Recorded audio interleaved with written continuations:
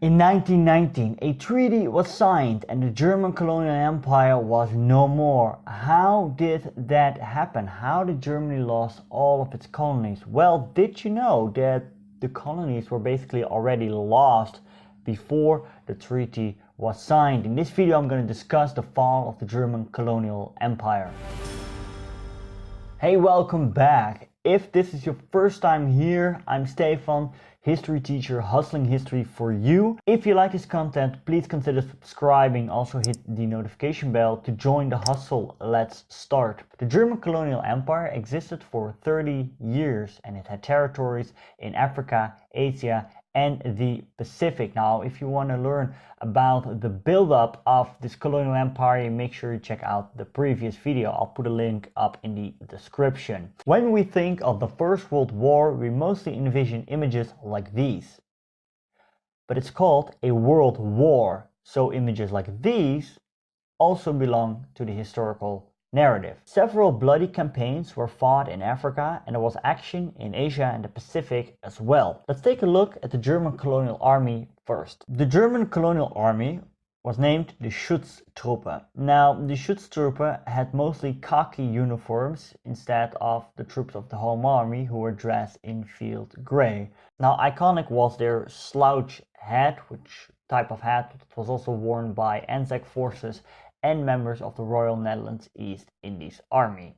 Like in many colonial armies, we saw that the officers were mostly Europeans and most enlisted men were drafted locally. Enlisted locals in East Africa were named Askaris. The size of the force was small, with the exception on the moments when major rebellions occurred. For example, the wars that were fought against the Herero and the Nama in German Southwest Africa. Now, German colonies of Togo, New Guinea, and Samoa, they didn't even have an army. They only had police forces. If you want to know more about the German colonial uniforms, check out the website that I put in the description below. In August 1914, the first hostilities in Europe between Great Britain, France, and Germany took place, and the First World War was a fact. Now, German officials in the colonies, they knew that they were basically surrounded by enemies in an event of war.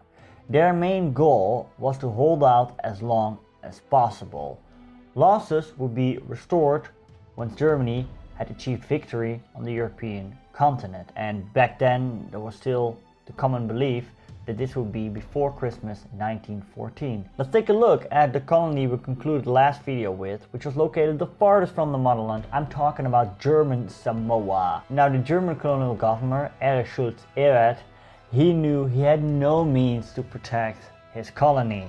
So, when 1,400 New Zealand troops were set ashore, some negotiations followed, after which the Union Jack was raised above the island.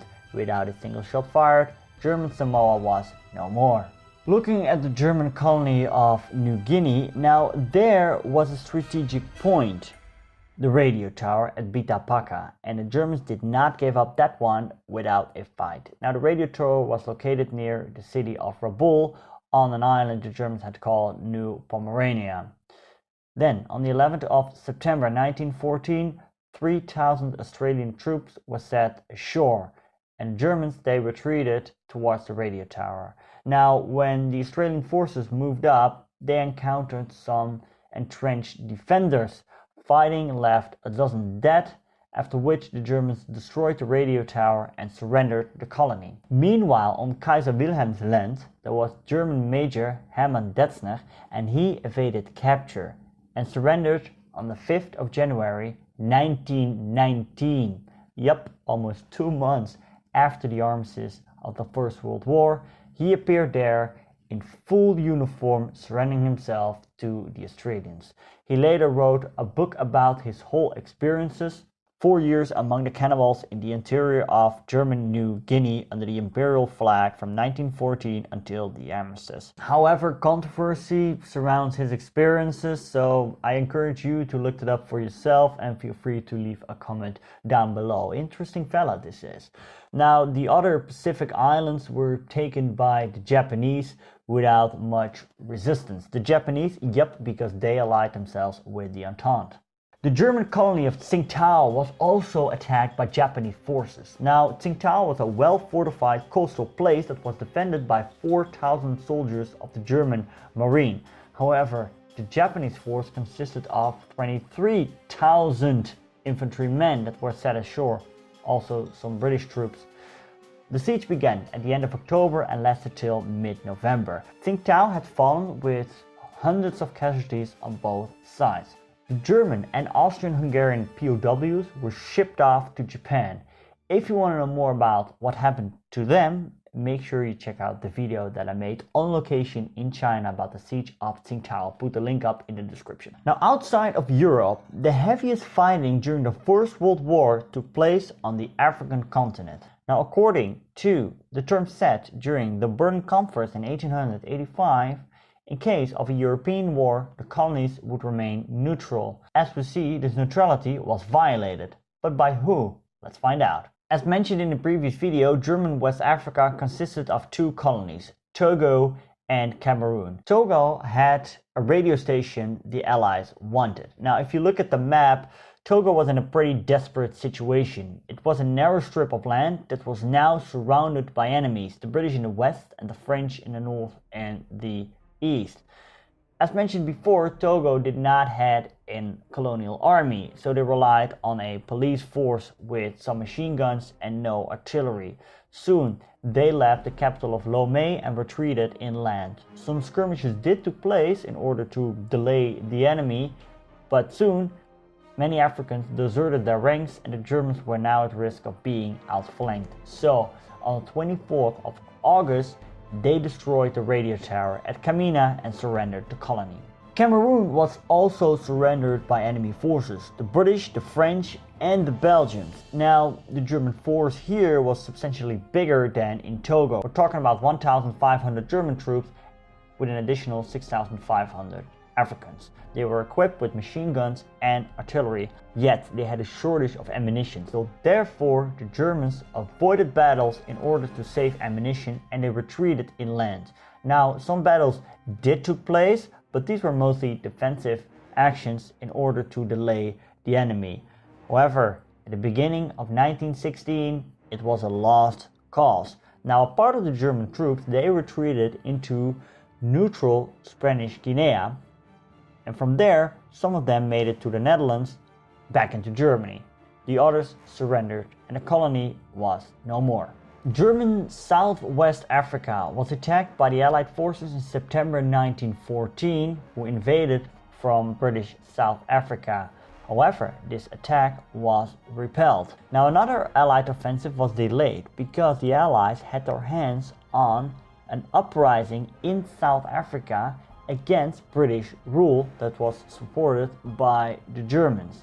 The Germans, on their turn, at the beginning of 1915, made an attack into South Africa, but this attack was repelled as well. The Allies made landings at Swakopmund, and from there they advanced inland, capturing Windhoek with no resistance in May 1915. The colony was now split in half. The Germans offered peace terms to partition the colony, which were rejected by the Allies. So therefore, the German forces in the south of the colony surrendered. The German forces in the north fought one last battle at Otavi in July 1915, after which the colony surrendered. And finally, we arrive at the colony the Germans did not lose. Well, actually they did, but it was more the Germans themselves that didn't lose. Let's find out. The German garrison in East Africa was led by German commander Paul von Lettow-Vorbeck. Now, he had a different approach when it came down to the First World War, because he wanted to tie down as much as Allied forces in his colony in order that these forces could not be deployed in Europe. He even went into the offense, attacking neighboring colonies. Now, this was against the wishes of German governor Heinrich Schnee. In 1914-15, Paul von Lettow-Vorbeck attacked neighboring colonies. Then, in 1916, when German Southwest Africa was taken over by the Allies launched an offensive into German East Africa. Led by South African General Jan Smuts, 300,000 Allied forces tried to encircle the troops of von Lettow-Vorbeck, after which he retreated south, giving up half of the colony. In pursuing campaigns, countless of Allied soldiers died because of disease and exhaustion. General Jan Smuts therefore decided to replace European troops by local troops. Speaking of which, the Germans themselves had deployed many askaris. A new Allied offensive in 1917 drove von Lettow-Vorbeck's troops out of East Africa into Portuguese Mozambique, where they continued their warfare, living off the land, causing unspeakable harm for the local population. Von Lettow-Vorbeck's troops kept harassing the enemy by guerrilla attacks and managed to evade capture, and believe it or not, on the 23rd of November 1918, the news of the armistice hadn't reached von Lettow-Vorbeck earlier, he surrendered his troops. Over the course of 4.5 years, they had marched 6,500 kilometers through the African wilderness. His force was decimated. From 14,000 men he ended with 4,000 men, but he had managed to tie down hundreds and thousands of Allied troops who lost 80,000 men themselves in this bloody campaign. Von Lettow-Vorbeck later returned to Germany and was received as a hero. Now later studies nuanced this because von Lettow-Vorbeck was racist, he was extremely harsh, and because of his policies of living off the land, it caused many deaths for the local population. Estimations go up to as big as 1 million. There are much more fascinating details to share about the East Africa campaign, so I'm thinking of making an in-depth episode. If you're interested, please let me know in the comments down below. World War I was over, and in 1919 the Treaty of Versailles was signed. Germany was stripped of all of its colonies. Germany did not get back any of them. Officially, the colonies became now under the League of Nations mandate and were under control of Great Britain, France, Belgium, Portugal and Japan. Now after the Treaty of Versailles, the German Fighters Colonial Union was established to look after the interests of the veterans. During the Nazi era, the Reichskolonialbund, the Reich Colonial League, was established, led by former Southwest African Schutztruppe commander Franz Ritter von Epp, to promote the idea of German colonialism. In 1943, the League was dissolved because it had become irrelevant for the German war efforts. In 1964, the West German government decided to pay the Askari veterans that served under von Lettow-Vorbeck. Now, when they traveled to Lake Victoria, they encountered some 350 aged men who claimed to have served under von Lettow-Vorbeck. Only a handful could prove this because of the certificate von Lettow-Vorbeck gave him after the campaign was over.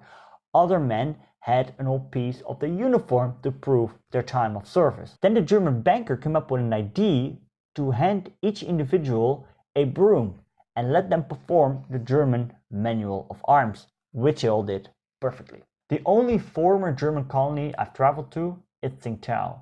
I would love to travel to Namibia and discover the German roots there. Please, if you like this content, consider becoming a patron, because with your donations I can make that happen. The links are in the description.